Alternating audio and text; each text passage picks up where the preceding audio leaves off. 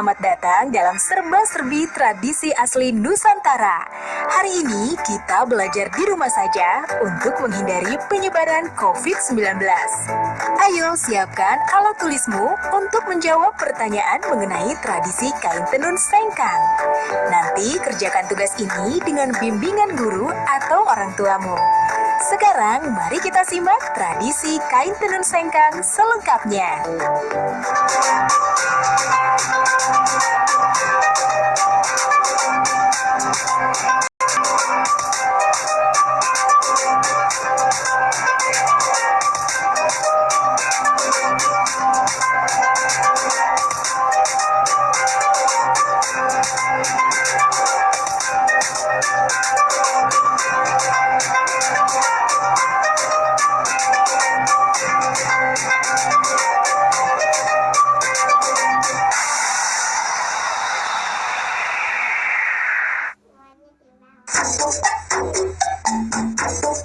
Menggores masa dan menyimpan makna tersirat.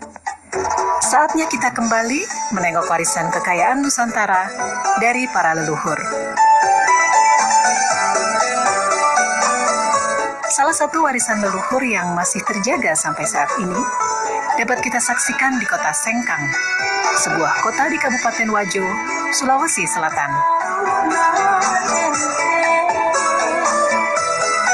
Secara sosiologis dan budaya, Kabupaten Wajo memiliki kekayaan budaya dan kekayaan alam yang menakjubkan.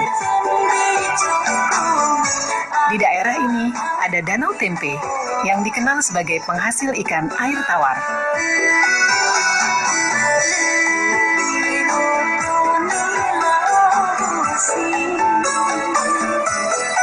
Danau Tempe terbentang laksana cermin raksasa di sisi barat kota Sengkang. Danau ini memiliki pesona alam yang elok dan unik. Perkampungan nelayan tradisional bernuansa Bugis berjajar sepanjang tepian danau. Berjarak 2 km arah timur kota Sengkang, dekat Danau Lapulung, terdapat kampung adat Atakae.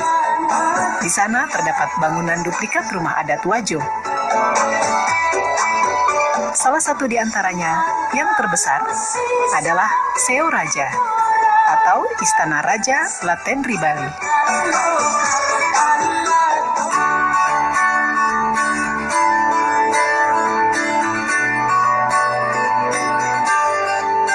Ada yang khas dari masyarakat Bugis sebagai suku asli yang mendiami wilayah Kabupaten Wajo, yaitu keberadaan kain tenun sutra Sengkang. Menurut cerita turun-temurun dan beberapa literatur, kain tenun sutra Sengkang telah ada sejak ratusan tahun silam. Pertama saya mengungkap sebuah naskah yang pernah saya baca, itu Lontrak Belawa. Di situ pertama kali saya temukan kata-kata sutra. Di situ antara perkawinan anak Aji dari Luwu dengan Iswari dari Mancapai. Di situ juga saya temukan kata-kata di dalam lontrak, kata-kata Sengkang. Lalu ini putri dari Mancapai dengan perkawinannya dengan anak Aji dari Luwu, maka diberikan kekuasaan di 4 daerah, yaitu Tempe, Singkang, Tampangi, dan Wangi. Nah, disitulah awalnya kita mengenal, sudah mulai kenal nama sutra. Tenun ini sudah ada sejak abad ke-14 di Kabupaten Wajo ini. Namun pada saat itu terbatas pada pembuatan untuk pemakaian sendiri, bukan untuk komoditi dagangan. Misalnya seseorang ingin melakukan hajatan pernikahan, terutama pada acara-acara pernikahan, itu biasanya anak-anak perempuan itu diminta atau disuruh oleh orang tuanya untuk menenun sarung. Apakah untuk dipakai dia sendiri ataukah untuk orang tuanya. Itu sehingga belum terjadi di masyarakat sebagai suatu komoditi dagangan, tetapi hanya untuk pemakaian sendiri.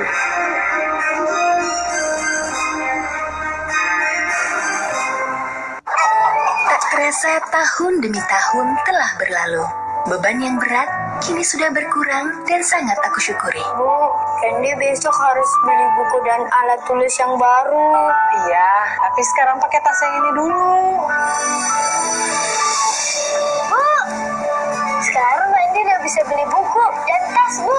Dengan ini. Tidak ada hal yang paling membanggakan selain melihat anak memiliki semangat tinggi untuk terus bersekolah. Ya,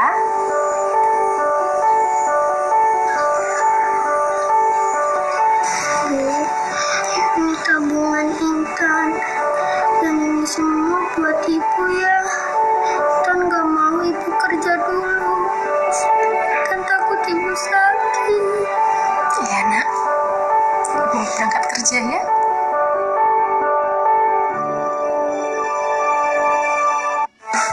Cuci tangan itu penting untuk mencegah datangnya penyakit.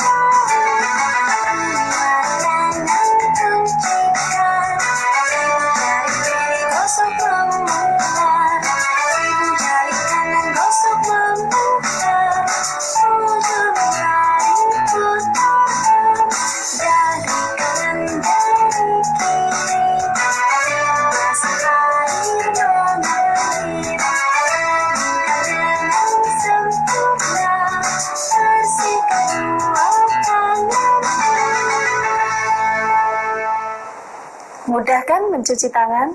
Dipersembahkan oleh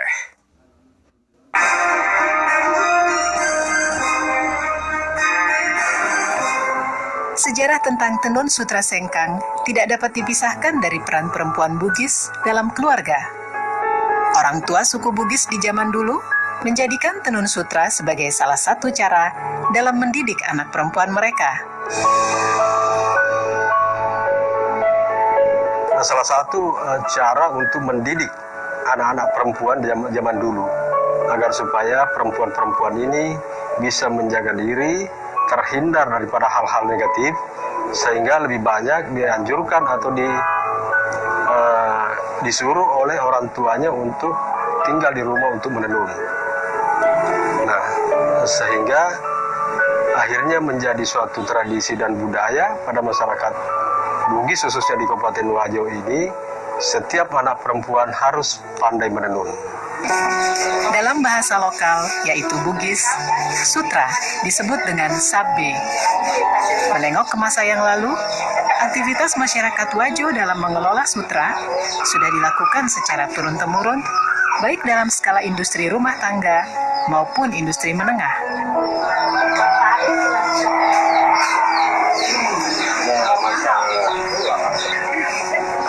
Proses pembuatan kain sutra membutuhkan waktu yang cukup lama dan melibatkan sedikitnya 15 orang dalam satu kali tahapan pembuatan kain.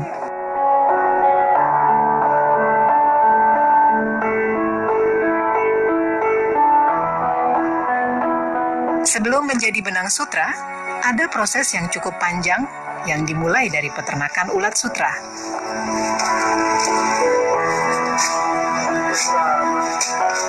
Proses ini mulai dari pemeliharaan ulat sutra, proses menjadi kokon, hingga akhirnya menjadi benang sutra yang siap ditenun menjadi sehelai kain. Kita dapat telur dari Perfutani sesuai dengan pesanan.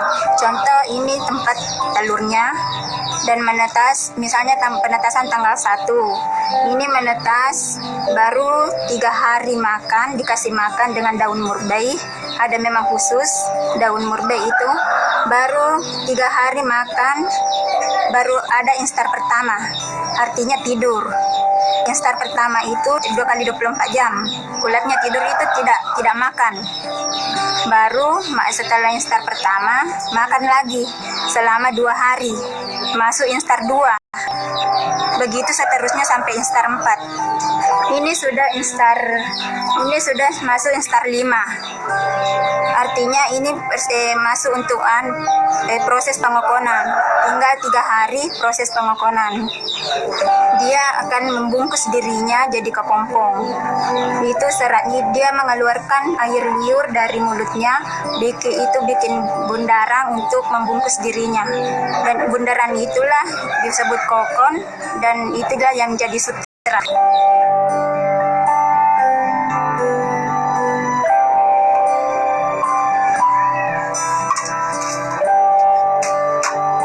Dalam proses pembuatan benang sutra menjadi kain sarung sutra, masyarakat pada umumnya masih menggunakan peralatan tenun tradisional, yaitu alat tenun gedogan atau masyarakat Sengkang menyebutnya alat tenun walida.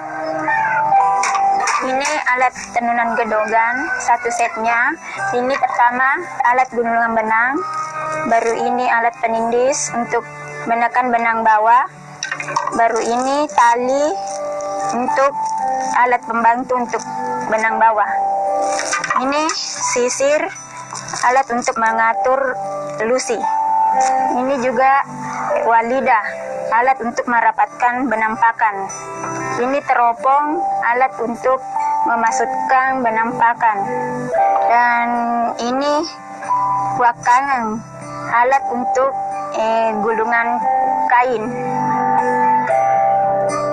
Perkembangan teknologi yang datangnya dari tanah Jawa berpengaruh terhadap proses pembuatan tenun sutra di sekitar tahun 1950 dan membuat sebagian proses pembuatan dengan alat tenun gedogan beralih menjadi alat tenun bukan mesin. Dah adik-adik, sekarang waktunya menjawab pertanyaan. Siap-siap mencatat ya. Pertanyaannya adalah, apa hubungan ulat dengan kain sutra? Dicatat ya. Apa hubungan ulat dengan kain sutra? Nanti jawablah pertanyaan ini sebagai tugas